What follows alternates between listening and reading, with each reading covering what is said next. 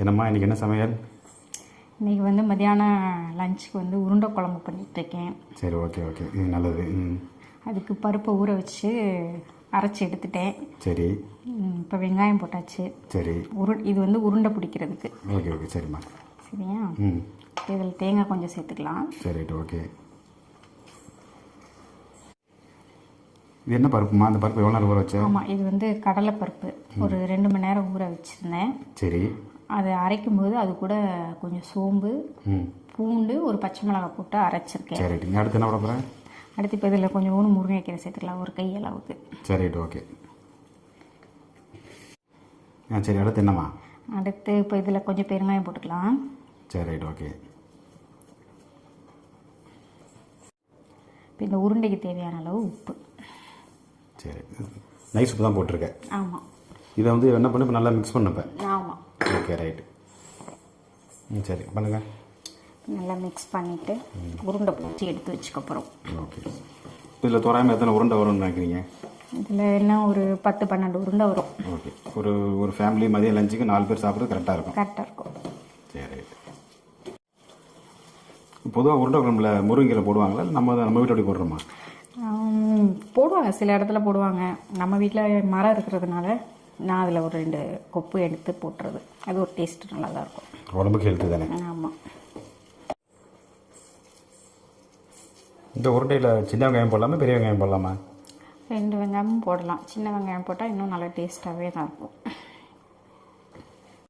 அவ்வளோதான், உருண்டை பிடிச்சி வச்சாச்சு. இன்னைக்கு குழம்பு தாளிச்சு விட்டுற வேண்டியதான். இப்போ தாளிச்சிடலாம் குழம்ப. 2 ஸ்பூன் எண்ணெய் ஊற்றிக்கிறேன், கடலெண்ணெய். இப்போ எண்ணெய் காஞ்சிருச்சு, கடுகு போட்டுக்கலாம். இதுக்கு அடுத்து என்னம்மா?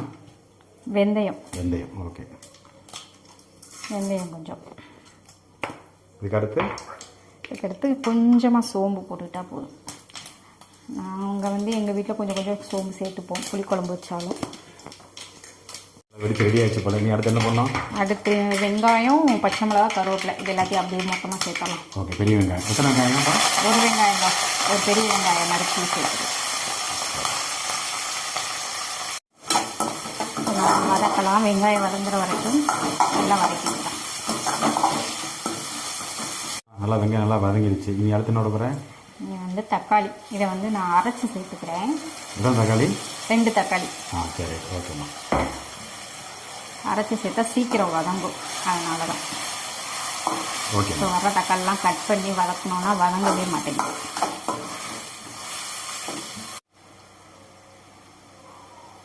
இப்போ தக்காளி வதக்கியாச்சு.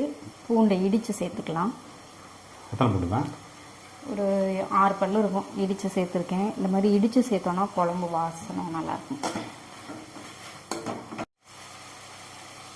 பூண்டு போட்டு வதக்கிட்டு இதோட 1/4 ஸ்பூன் மஞ்சள்தூள் போட்டுக்கலாம். இப்போ குழம்பு மிளகாத்தூள் இதுக்கு தேவையான அளவு நான் வந்து ஒரு 2 ஸ்பூன் சேர்த்துக்க போகிறேன். இதையும் எண்ணெயில் லைட்டாக வதக்கி எடுத்துக்கிட்டு அப்புறம் புளி தண்ணி சேர்த்துக்கலாம். இதாக இருக்கும்.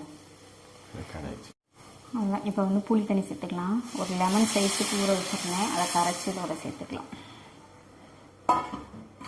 இப்போ தண்ணி தேவையான அளவுக்கு தண்ணி ஊற்றி நல்லா மிக்ஸ் பண்ணி விட்டுக்கலாம்.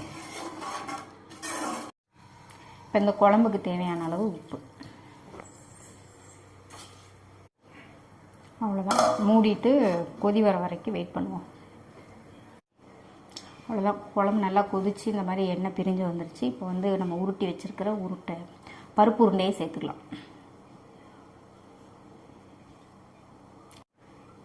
சில பேர் இட்லி பானையில் வேக வச்சு சேர்ப்பாங்க. நான் இல்லை, அப்படியே தான் உருட்டி சேர்க்குறேன். இது அந்தளவுக்கு கரைஞ்சி போகாது, நல்லா தான் இருக்கும். இப்படி உருண்டைகளை சேர்க்கும்போது அடுப்பை வந்து சிம்மில் வச்சுட்டு சேர்த்துக்கிட்டோன்னா கரையாது. ஓகேவா?